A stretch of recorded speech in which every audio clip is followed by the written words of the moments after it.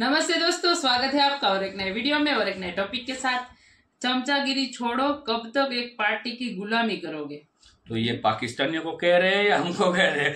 तो सबसे पहले वीडियो देखते हैं, आशा करेंगे पसंद आएगा और पसंद आए तो लाइक और शेयर जरूर से कर दीजिएगा। और चैनल पर पहली बार आए, सब्सक्राइब नहीं किया तो सब्सक्राइब जरूर से करें। चलिए स्टार्ट।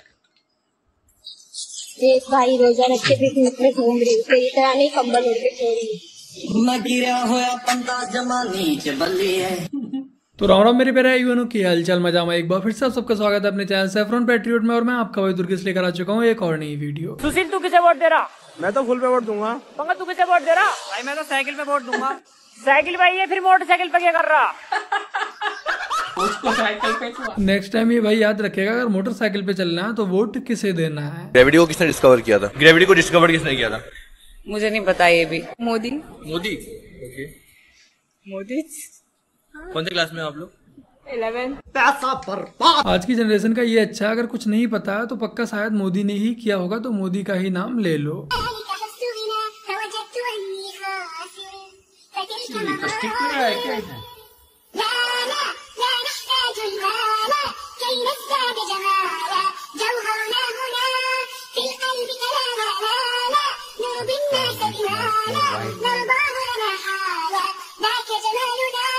भाईजान रमजान में मजहब के मजे लेते हुए गजब है ये मांडेश। मगर मैं राहुल गांधी नहीं हूँ। आप ये मत सोचो कि मैं राहुल गांधी हूँ। बेफिक्र रहिए राहुल गांधी जी, हम क्या देश की जनता भी आपको राहुल गांधी नहीं समझती। क्रिस, मोदी सर इंडिया में क्या चल रहा है? आपकी बार मोदी सरकार 400 पार। मोदी सरकार, बीजेपी 400 पार। ओह, अब तो देश ही नहीं विदेशों में भी यही चर्चा है कि अब की बार 400 पार। चमचो बंडल रेडी रखना, इस बार काफी काम आने वाली है। चुनाव से पहले ही खरीद लेना, पता लगे बाद में स्टॉक खत्म हो गया है। बात बताइए, अभी अखिलेश यादव जी कह रहे हैं कि 300 यूनिट बिजली फ्री, मतलब मुफ्त में बिजली मिलने वाली है, मजे से एसी में सो, कोई बिल नहीं आने। नहीं चाहिए, वो टैक्स भी हम ही से लिया जाएगा। क्या मतलब है? 300 यूनिट में 2 ही यूनिट ने ढंग का दे, हम जो पे करेंगे हमें वही चाहिए, ज्यादा नहीं चाहिए। लालच दिखा के लूटने वाले का काम गया। लगता है आपको योगी आदित्यनाथ की सरकार फिर बनेगी?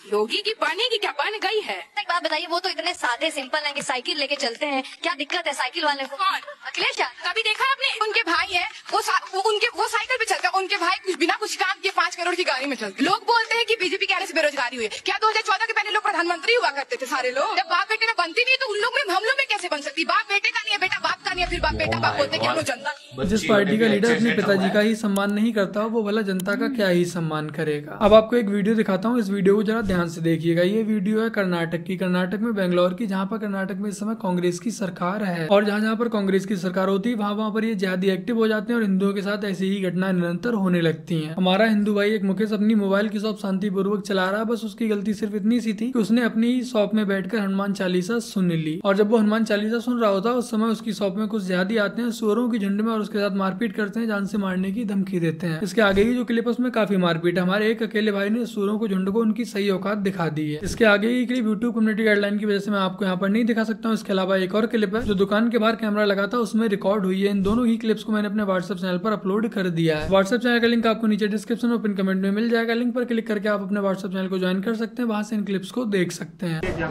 सर कल शाम को 6 बजे 6:15 का टाइम मैं यहाँ पे एक साउंड प्ले कर रहा था, गाना भजन प्ले कर रहा था। 3-4 लोग आए और मुझे धमकाने लगे कि फोन स्पीकर वगैरह बजाया तो तेरे को मार दूंगा पूरा। तो मैंने बोला आपको तकलीफ क्या हो रही है? तो बोला हमारा अज़ान का टाइम में सब नहीं प्ले करना। तो बोला अज़ान का टाइम तो अभी नहीं है ना, तुम अभी ऐसा क्यों कर रहे हैं? तुम ज़्यादा बात मत करो, ऐसा बजाया तो मैं तुम्हारे को मार देता। तो कैसा मारता? मैं सामने आया तो मेरा गला पकड़ लिया, वो भी पकड़ने आ गया और मैं उनको छुड़ाने के लिए बाहर गया तो बाहर मेरे को सब लोगों ने मिलकर मार दिया सर। पंचर से मारा और धमकी भी दिया कि चाकू छुपा दूंगा, मेरे को मारा दो। इससे पहले भी ये लोग यहाँ आए थे कुछ पैसे? सर इधर सतीश टी स्टॉल है ना सर, उधर भी उनका ऐसा हुआ था। उन्होंने कंप्लेंट भी दिया था पर कंप्लेंट उनका फाइल नहीं हुआ क्योंकि उनका थोड़ा सपोर्ट है सर वहाँ पे पुलिस स्टेशन वगैरह, तो उनका कंप्लेंट भी नहीं रजिस्टर नहीं हुआ उनका। आपके पास इससे पहले कभी आए थे कुछ मांगने? एक दो बार पूछा था सर, मैं आइटम दिया नहीं, करस वगैरह वो उधार पूछ के वो टोकन लेते हैं सर, फ्री में लेते हैं। पर मैं बोला ऐसा कोई आइटम देता नहीं है सर। कौन सा सॉन्ग लगाया था आपने? हनुमान चालीस चला रहा था? हाँ सर, हनुमान एल्बम बजाया था। मुकेश भाई के साथ ये पहली बार नहीं हुआ था, इससे पहले ही मुकेश भाई को ये जिहादी मिलकर परेशान कर चुके थे और जब मुकेश भाई ने पुलिस स्टेशन में इसकी कंप्लेंट की तो पुलिस वालों ने इन पर कोई भी कार्रवाई नहीं की। अगर पुलिस वालों ने उस समय इन जिहादियों पर कोई भी कार्रवाई की होती तो शायद ये नौबत देखने को नहीं मिलती, बट पुलिस वाले भी कहीं ना कहीं इन जिहादियों से मिले हुए नजर आ रहे हैं। अब एक हिंदू अपने ही देश में रहकर अपने घरों में अपनी दुकानों में भजन नहीं बजा सकता, बट वो जिहादी दिन में 5 बार अवश्य चीख सकते हैं, वो भी लाउड स्पीकर पे। अब आप खुद ही देख लीजिए कि जहाँ पर कांग्रेस की सरकार है वहाँ पर हिंदुओं की क्या स्थिति हो रखी है। बाकी का ये सभी क्लिप्स आपको अपने व्हाट्सएप चैनल पर मिल जाएंगी। व्हाट्सएप चैनल ज्वाइन अवश्य कीजिएगा और इन क्लिप्स को ज्यादा से ज्यादा शेयर भी कीजिएगा। यहाँ ओबीसी को इसलिए दिखाना है क्योंकि ओबीसी को किसी ने हड्डी नहीं डाली, उसको एक रुपए का बॉन्ड किसी ने नहीं दिया। ये बात अभी तक आंकड़ों के आधार पर सामने आई है। तो भिखारी क्या कहता है जरा उसको भी सुन लेते हैं। अब ये तमाम पार्टियों का नाम आ गया ना, इसमें आपकी पार्टी का नाम नहीं है। मजलिस-ए-इत्तेहादुल मुस्लिमीन को एक बॉन्ड नहीं मिला। औकात पता चल गई। दुबे जी क्या कहेंगे, कौड़ी की भी औकात नहीं है। किसी ने बॉन्ड खरीद कर देना तो दूर की बात है, ओवैसी को किसी ने कौड़ी भी नहीं दी है। ये गुण और ये ताकत सिर्फ सुरेश जी में ही है जो इन जिहादियों को खुलकर उनके असली नाम से बुला पाते हैं। और एक बहुत बड़ी खबर इस वक्त सामने आ रही है दिल्ली के मेडिकल कॉलेज से, जहां 13 MBBS छात्राओं के साथ यौन शोषण का आरोप लगा है। दरअसल MBBS की छात्राओं ने प्रोफेसर पर यह आरोप लगाया है। प्रोफेसर सलीम शेख, जिसका नाम बताया जा रहा है, उसके ऊपर ये यौन शोषण का आरोप है। बताया जा रहा है कि वाइवा के दौरान छेड़छाड़ और दुर्व्यवहार का आरोप है।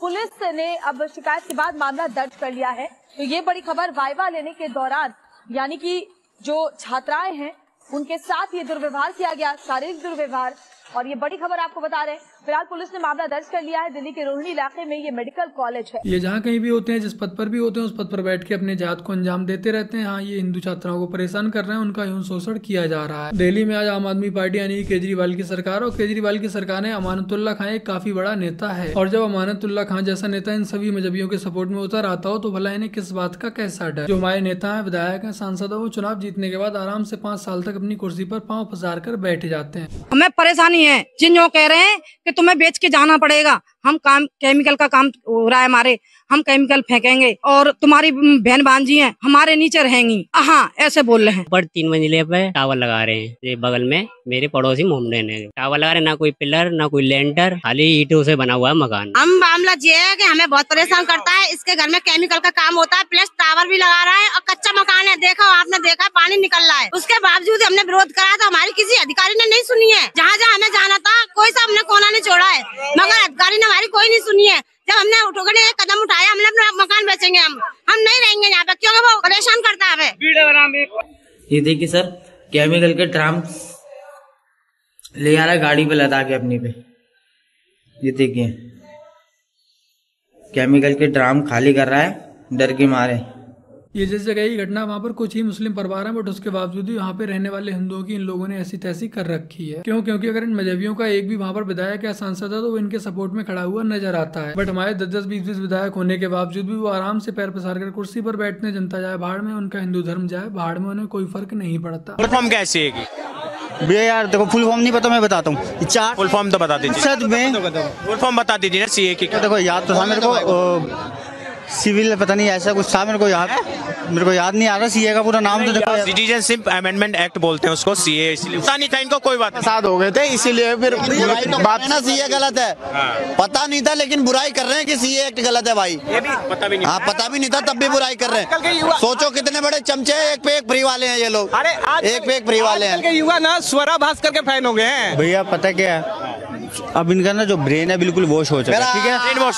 सुनो, आपका ब्रेन वॉश हो गया। मैं मेंटल हो गया हूँ, मोदी के प्यार में मेंटल हो गया हूँ मैं, मोदी के प्यार में, क्योंकि वो काम अच्छा करता है। आपको भी जानकारी नहीं थी, सीए का फुल फॉर्म नहीं पता आपको सीए के बारे में नहीं पता, कट ऑफ डेट नहीं पता। हम सीए में नहीं, हमसे पूछो सीए के बारे में, हम बताते हैं। सीए बता दे, सिटीजनशिप अमेंडमेंट एक्ट। इसे कहते हैं भाईचारा। इन्होंने शाहीन बाग में भी भाईचारा निभाया था, किसान आंदोलन में भी भाईचारा निभा रहे हैं, और फिर से सीए जब लागू हुआ तब भाईचारा निभाने पर उतर आए हैं। बट इन नमूनों को ये नहीं पता कि सीए में नागरिकता सिर्फ हिंदुओं को ही नहीं, वहाँ के जो सिख हैं, जो ईसाई हैं, उन्हें भी दी जाएगी। और कैसे पाकिस्तान, अफगानिस्तान, बांग्लादेश में हिंदुओं को, सिखों को परेशान किया जा रहा है, ये लोग उस सबसे अवगत होने के बावजूद भी ऐसी हरकतें कर रहे हैं। कांग्रेसी फैमिली से थे। मेरे बाबा इंदिरा गांधी के आगे ऐसे लेट गए थे इस तरीके से, और मतलब जब तक वो जिंदा थे हमारे परिवार ने कांग्रेस को वोट दिया। लेकिन मेरे पापा आज पता है क्या कहते हैं, बेटा चिंता मत कर। अभी रिसेंटली जब वहाँ पर अयोध्या का हुआ तो हमारे घर में प्रोग्राम था, तो पापा ने कहा कि बेटा बेधड़क होके आ जा, चिंता मत कर, योगी की सरकार है, कुछ भी नहीं होगा। अब आप बताइए, जो हम कट्टर कांग्रेसी फैमिली से बिलोंग करते थे, अब वो लोग अगर बीजेपी में है तो आप इस बात का अंदाजा लगा सकते हैं। देखो सुनो भैया, मैं और लोगों की तो नहीं कह सकती, लेकिन जो समझदार परिवार है वो समझता है कि औरतों के हित के लिए क्या अच्छा है, परिवार के लिए क्या अच्छा है, हमारे देश के लिए क्या अच्छा है, इन सब बातों को भी तो फोकस किया जाएगा ना। और देश तो आपको पता है सर्वोपरि है ही है। जो समझदार आदमी है उसको पता है कि वोट किसको देना है। जो भले ही अगर आज ही यहाँ पर खड़े होकर के कांग्रेस कांग्रेस चिल्ला रहे हैं, आधे से ज्यादा कांग्रेसी है ना, वोट बीजेपी को ही देंगे। चमचों से यही कहना है कि अब तो चमचागिरी छोड़ो, एक ही परिवार की और कितनी गुलाबी करोगे और कितने तलबे छाटोगे। तो बस मेरे प्यारे भाई बहनों, आज की अपनी इस वीडियो में इतना ही। वीडियो को लाइक शेयर कमेंट और अपने इस चैनल को सब्सक्राइब आज से कर लीजिएगा। व्हाट्सएप चैनल का लिंक आपको नीचे पिन कमेंट और डिस्क्रिप्शन में मिल जाएगा। चलिए जल्द मिलते हैं एक और नई वीडियो के साथ, तब तक के लिए जय हिंद, वंदे मातरम, जय Shri Ram. So thank you दोस्तों, वीडियो को यहाँ तक देखने के लिए। वीडियो में बहुत सारी जो क्लिपें थी एज ए फनी तौर पे ले सकते थे, और बाकी थोड़ी बहुत क्लिपें ऐसी भी थी जिसको सीरियस नोट पे भी लिया जा सकता है। लेकिन देखो इसमें ये यहाँ पे जो हुआ था, लाइक वो हनुमान चालीसा वाला भी क्लिप आपने देखा होगा। तो जैसे ऐसे कई सारे तत्व है हमारे देश में जो वो किसी के नहीं है, ना वो मुस्लिम के है, ना वो हिंदू के है, वो ना इंडियन है। ऐसा ही समझ लो, जो बोलते हैं ना कानून के विरोध काम करते हैं, उसको तो मैं कभी भी अपने देश का नागरिक ही नहीं मान सकता। रीजन कि भाई आपको कोई प्रॉब्लम है तो आप शिकायत दर्ज कीजिए नियरेस्ट पुलिस थाने में। अब क्योंकि जितने भी एरिया है, एरिया वाइज एक पुलिस चौकी होता ही होता है, ठीक है। आप वहां पे FIR दर्ज कीजिए, वहां से आपकी सुनवाई नहीं होती, मतलब आपकी जो हेल्प नहीं की जाती, तो आप उसके ऊपर के लेवल पे जा सकते हैं, डिस्ट्रिक्ट लेवल पे भी जा सकते हो। तो ये सही तरीका है। ये तरीका नहीं कि आप किसी को जाओ मारो धमकाओ, ये गलती मेरे को अब ऐसा लग रहा है कि ये जो तत्व है एक पूरा नेटवर्क है। कहीं ना कहीं मेरे को दिख रहा है कि ये पूरा नेटवर्क है और कोई भी एक उसको ऑपरेट किया जा रहा है और पर्टिकुलर जगह को टारगेट किया जा रहा है, और वो इलाका वैसा होगा जहां पे उन लोगों का राज होगा जो ये कांड सारे करते हैं उनका। और क्योंकि ये होता है, ये सारे क्या बोले उसको, ये वही तत्व होते हैं, असामाजिक तत्व जो हर बार मीडिया में हम बोलते हैं ना, वो वैसे लोग होते हैं। और मेरे हिसाब से जल्द से जल्द एक अच्छा सा कानून लाना चाहिए सरकार को, ताकि इन तत्वों जो अभी घूम रहे हैं हमारे देश में, तो उसका एक इलाज हो जाए। और इलाज करना भी बहुत जरूरी है। और जो एक MBBS छात्रों वाला एक जिक्र आया था, बट मेरे को ये समझ में नहीं आ रहा है कि ऐसे ऐसे बड़े बड़े ऐसे जो कांड होते हैं, इन कांडों में एक ही समाज का नाम क्यों आता है हर बार की तरह, मेरे को ये नहीं समझ में आ रहा। तो क्या उसका मतलब मेरे हिसाब से यही होता होगा कि ये पूरा एक नेटवर्क है, ठीक है। और ये नेटवर्क जो इस तरह से ही ऑपरेट किया जाता है जो आप अभी देख रहे हो, ये कहीं ना कहीं मेरे को वैसा दिख रहा है। हम भी श्योर नहीं है, वो तो फिर आगे जाके धीरे धीरे सब कुछ। देखो गलती होती है जो हम एज ए सनातनी धर्म में ये मानते हैं कि हम जो कर्म करते हैं, मतलब जो हम कार्य करते हैं हमारे डेली रूटीन में, उसमें जो भी खराब काम, उसका जो खामियाजा होता है या तो उसका जो सजाएं होती है, हमें इसी जन्म में भुगतनी पड़ती है। और ये जो लोग काम करते हैं तो इसका मतलब ये नहीं है कि ये सुरक्षित होते हैं, उसको अच्छी खासी पड़ती है जेल, ठीक है, सजा अच्छी ही मिलती है। लेकिन जब तक वो हाथ में ना आ जाए तब तक वो बिंदास घूमते हैं, और जिस दिन हाथ में आ जाए फिर तो भाई आपको पता है योगी बाबा का तो बुलडोजर कैसे चलता है। और ये काम भी वैसा ही होना चाहिए। जो लोग ऐसा कुछ कांड करें ना, उसके मतलब उसको सजा दो या नहीं, लेकिन उसके साथ ये जो बुलडोजर बाबा वाला काम है ना, वो तो करो ही करो। ये तो होना ही चाहिए, तब जाके लोगों की आंखें खुलेगी। लेकिन मेरे को तो समझ में नहीं आ रहा कि देखो अभी यहाँ पे ओवैसी साहब का भी बात हुई थी, और वो जो सुरेश भाई है ना, वो जो मीडिया एंकर, उसकी न्यूज जाके जरूर दे। बंदा है तो दमदार, ये तो पक्का है। जो बोलना है खुले आम बोलना है, मुंह पे बोलना है, कुछ छुपा के नहीं बोलना है। सत्य है तो सत्य को फुल जोश से बात करना है, और झूठ है तो झूठ को भी सामने लाना है, लेकिन डरना नहीं है। देखो ये होना चाहिए, इस तरह से लड़ो। ये नहीं है मारपीट करो, फलाना, ये उस बंदे को लाते घुसे, बहुत कुछ मारा होगा बेचारे को पता नहीं, लेकिन ये भी उन्होंने जिक्र किया कि उसकी दुकान के नजदीक कोई साई वाले की शॉप थी, वहां पे भी कुछ ऐसा हुआ था जिन्होंने शिकायत दर्ज किया थी, लेकिन कुछ हुआ नहीं। अब देखते हैं इस मामले में, इस भाई के पास तो प्रूफ भी है, हमने दिखा सीसीटीवी कैमरे की ही वीडियो दिखी कि जो सीसीटीवी कैमरा है उसमें सब कुछ रिकॉर्ड हुआ, लेकिन कुछ ऐसे वीडियो थी जो दिखा नहीं सकते थे, इसलिए भाई साहब ने हमें वो वीडियो नहीं दिखाई। लेकिन उनके पास तो पूरा प्रूफ है ना कि क्या हुआ, वो बंदा क्या कर रहा था दुकान में, कैसे हुआ सब कुछ। तो भाई अब आपको समझ में आया, जहाँ पे भी बिजनेस करते हो तो सीसीटीवी कैमरा कितना जरूरी है, वो कई सारे लोग अभी तक नहीं लगवाते हैं, तो लगवा लीजिए भाई। इतना ज्यादा खर्चा नहीं होगा, आपका जो भी बिजनेस, जो भी आपकी अर्निंग होती उससे बहुत कुछ दामों में आपको एक सीसीटीवी कैमरा मिल जाता, वो भी अच्छी क्वालिटी वाला, तो लगवा लीजिए। बाकी वीडियो यहाँ पे समाप्त करते हैं, आपसे विदाई ले रहे दोस्तों, लेकिन मिलते हैं और एक नए वीडियो में आपके साथ। टिल देन जय हिंद, जय भारत।